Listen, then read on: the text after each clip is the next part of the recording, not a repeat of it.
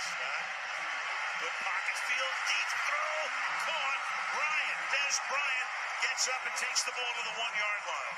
Great call, Chris. Just a matter of time, wasn't it? And this time working against the safety, you're going to see him come up, fake inside, and then take off. And for Harrison Smith, he just bit on the fake. They stand very flat-footed in safety. The Cowboys were surprised. Turnover since October. Right, first takeaway in the last 5 games. And then the pass to the outside is juggled by Bryant, but he hauls it in and gets to the end zone for a Dallas touchdown. Cowboys friends, Cowboys fans, Cowboys nation, Cowboys family, what's going on? It's your boy Foots, the King, or the King. Listen, I had to start with this video. Well, first off, let me say thank you. I want to start my videos by saying thank you because I can forget and I don't take you guys watching for granted. Now, with that said, I wanted to start this video before I get to all the clutter and all the crap in this Minnesota game, and trust me, it was a bunch of it. You know, I just got in from DJing, and I had to spin. Me and my boy was switching off, and I'm taking notes in the game. Like, I still take it serious for y'all. Before I get to anything, I only am gonna play those highlights of Dez because as hard as I was on Dez, you know, in a couple videos back, I completely agree, you know, and I'm completely thankful for how he's played the last 2 weeks. Even with the battle with Norman, and even with the couple plays that he made tonight, you look at the box score, yo, it wasn't much going on. From Dak's end, from Zeke's end tonight, it wasn't a lot going on numbers wise. But Dez made 2 plays with his big catch early in the game, where he put a double move on Harrison, on a safety Harrison. And then the situation that he had with you know, he took obviously the quick pass and then he ran past Xavier Rhodes. That's why I wanted to leave with that. Now, let's get to all the foolishness in this game. And you know what, Cowboys fans? Let me go down the list and then I'll say why I did it like this. Here we go. And it's a lot. Strip fumble on Dak. Doug Free gets beat. Lucky Whitehead fumble. Hands to the face. Orlando Scandrick. You take away an interception from Anthony Hitchens. Dak fumbles on 3rd and 1. The refs, to me, had back calls all throughout the night. But then you're looking at the play that, you know, Dak slid. I'm thinking that's a first down and we going away with the win. Call gets reversed. Dallas only had 1 5-minute drive. That's not how we play football. We never don't use time possession. We always use time possession. Like, that's what Dallas is built on. Time possession, long drives. Escobar, penalty. Doug Free, penalty. Getting beat, penalty. Zeke, fumble, recovered it. Pretty much everything that could have happened tonight, you know, bad calls, both sides. Everybody's going to point to the last call. But pretty much anything that could have happened tonight did happen. So all that, right? All that. Okay, let me put this up. All this, and you won the game. 17-15. Ladies and gentlemen, in the NFL, if you can win ugly, you know, we're on a 10-game winning streak. We are actually 11-game winning streak. Excuse me, we're 11-1, Dallas. Dallas and Dallas fans, we're 11-1.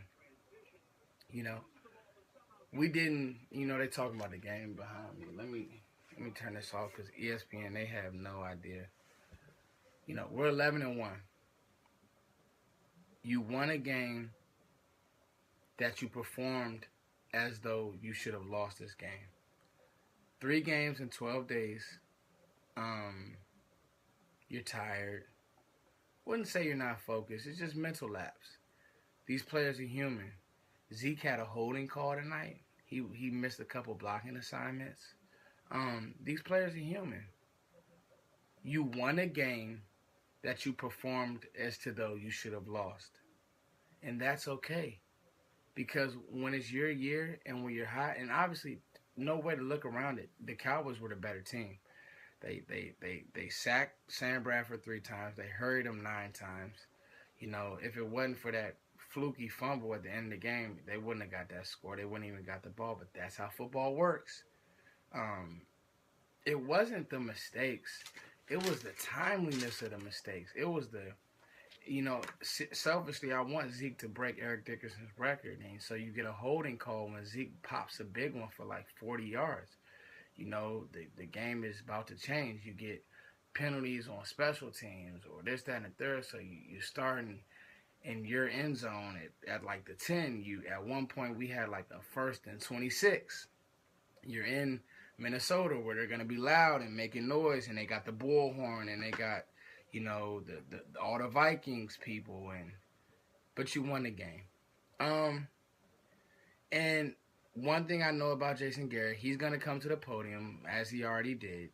He's going to come to the podium, and he's going to say this: it was a hard-fought game. I love the way we fought. And he's going to be vanilla. But I will give Jason Garrett this. To us, he's going to be vanilla. To the media, to the world, he's going to be vanilla. But to his team, Jason Garrett is going to more or less not drill them, but he's going to get them sharp, and he's going to look at this film and say, ha, we got something we can correct. Ha, Escobar, we need you to be cleaner or you're out of here. I never realized how much Swain did until you see Escobar making mistakes. Free's just getting old, man. As good as our offensive line is, Free is not as good as everybody else. And he's a good player, but when you're playing a Seattle in the playoffs, when you're playing the good teams, they're going to scheme to get their best pass rusher on Doug Free. That's what they see. If there's one chink in this offensive line, it's Doug Free. That being said, it's enough for the Cowboys to be humbled about, for Dak to execute better, for him to feel the rush better. I don't think he's if there's one thing that he can learn, and I texted my boy today and I said, yo, if he can really continue to develop his ball placement as he has, and just how he can his growth as a passer, if he can really develop his pocket awareness, like he already has it, but if he can just get it so clean to where he feels that rush, to where nothing can sneak up on him, because he has the athleticism. If he could feel that, he could really be like, he's already special, but it can get like insanely good for Cowboys fans. Zeke had, I think, 82 yards. Listen, you won a game. You won a game you weren't supposed to win. I'm going to give a lot of props to the defense. Again, the defense tackled. Sean Lee, come up and tackle. Anthony Hitchens had his best game tonight. Knifing through. He got an interception taken away. Making plays, making tackles. Anthony Brown gave up a couple plays, but he's always going to come back. He never hangs his head. I finally saw Orlando Scandrick come up and make a tackle. He also had the hands to the face. So it was little things, which was a very questionable call. It's just little things tonight. Lucky had the fumble.